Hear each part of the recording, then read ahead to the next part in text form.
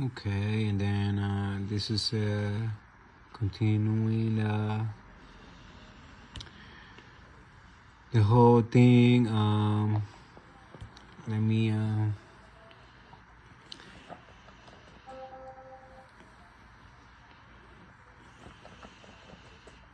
me see something if this we already load up. Yeah. So first I gotta do this.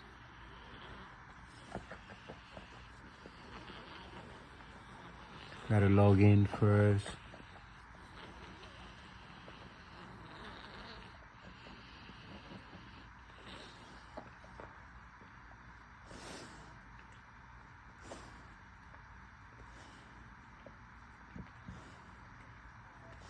Baby, stop it.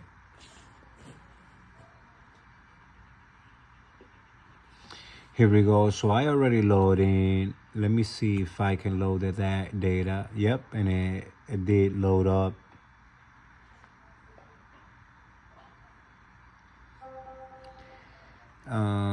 Now it's just to save in the device. Save. Already saved. And now reset the device. And I say yes. I'm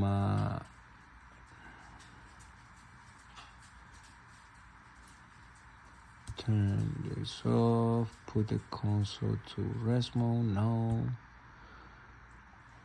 And I close that up.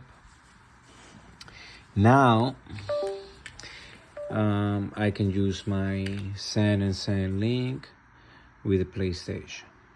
One thing also too that I can see is that I don't have to have my ZENLINK hooked up to the PlayStation for it to work.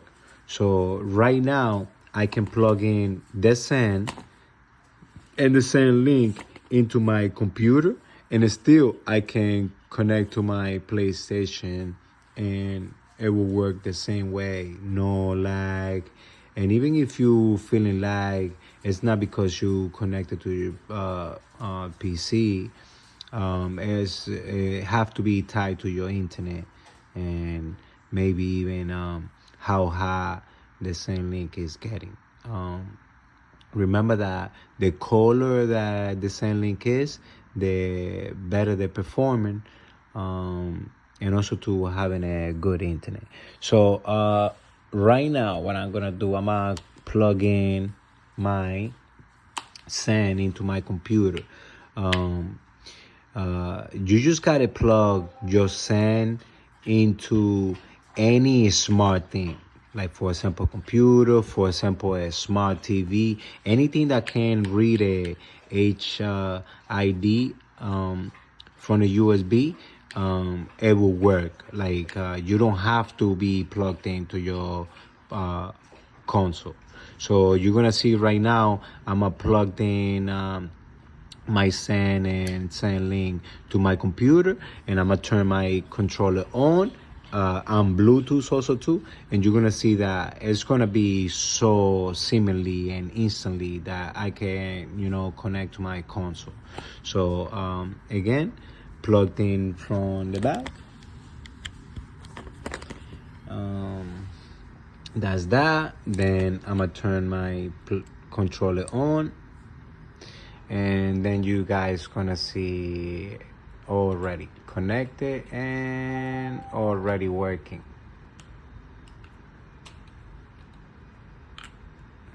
Seamlessly. I can leave it in there for as long as I want. I will not get no disconnection or nothing.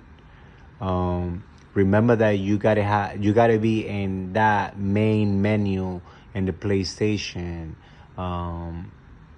for it to connect. Okay. There are some pop-ups if they pop up like that on the PlayStation, it will not connect to the remote play. What are those pop-ups? If I turn headphones on, let me show you right now. 1 second. So for example, if I turn my headphones on, right? I'm gonna put it out. You're gonna see the message. You see that message? That's a pop-up. If the PlayStation is in that pop-up before you are connected to remote play, it will never connect, because right now I need somebody to click who's using their headphones. I said right now, since I'm connected to the ZENLINK, I can press OK and it will go. But if I'm in that window and I'm not connected to remote play, and that's when I'm plugging my Zen and ZENLINK, it will not connect. It will try to connect to remote play, but it will not connect to remote play.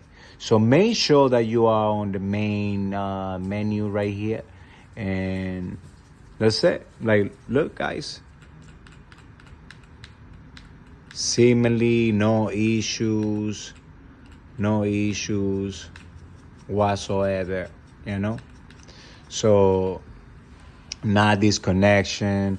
I also look at this. Let me.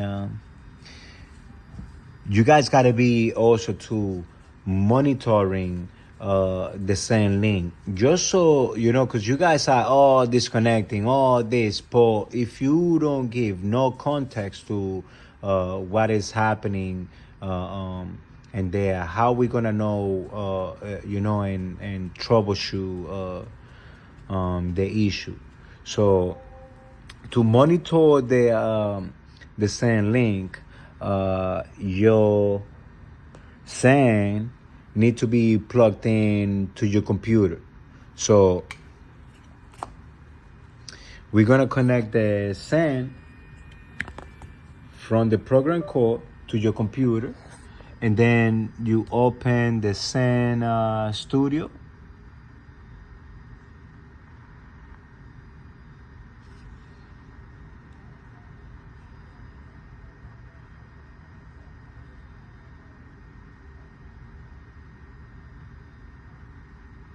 And the Center Studio, you're gonna go to Device tab, and you're gonna see right in the right bottom corner the ZENLINK. If you click on that icon, a pop-up message is gonna pop up. Just say yes to the message and wait until the statistics window pop out, which is this window right here. All this is information that it should be good for us to troubleshoot and whatnot. For example, how many restart is being since you plug it in, what version you are on, how much free RAM you had, the temperature is measured. Look how it's running at 59.5. That's a good temperature right there. You can tell also too it's not on red. The time lapse stamp, you know, which is, you know, how long it's being connected. It's only 5 minutes. The lapse, that's measured also too, so you can, because this is you're gonna feel the higher the number on the elapse, you're gonna feel the more lag. So right now it's a 5 second, 5 second for the report. But also too, you can tell by, you know, by that it could be a delay running, you know, with the SAN, and that will give you some delay on or lag on the game, you know. So that's major also too. It should be under 5, 5 or under, you know. If you can tell right here, I already successfully switched my Wi-Fi name, so I don't have to reset the SAN through that little button, whole button in the back.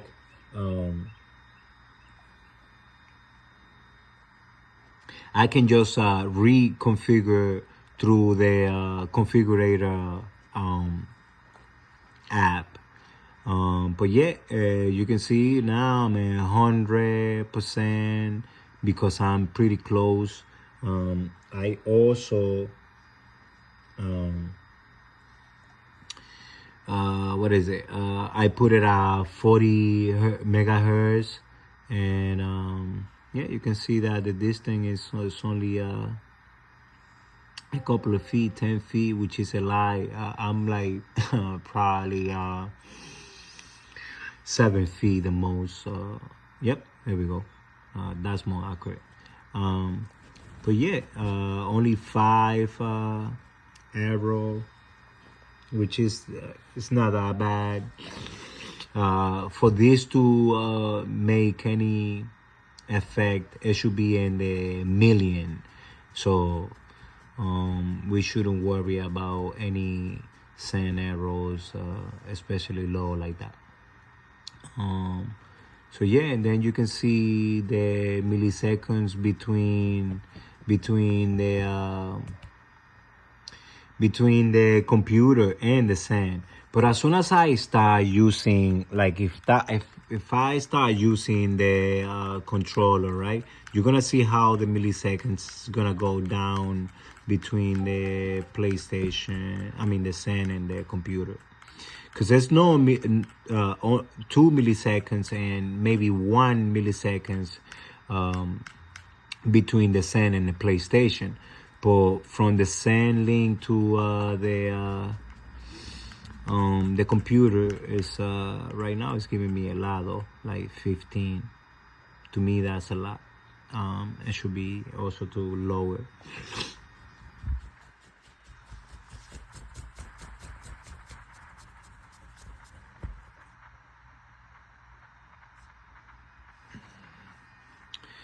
But yeah, guys, yep. And then, like I'm saying, you see, no disconnection whatsoever, you know. So,